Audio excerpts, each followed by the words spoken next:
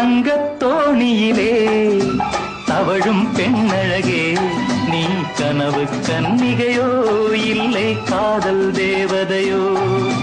தங்கத்தோணியிலே தவழும் பெண்ணழகே, நீ கனவு கன்னிகையோ இல்லை காதல் தேவதையோ?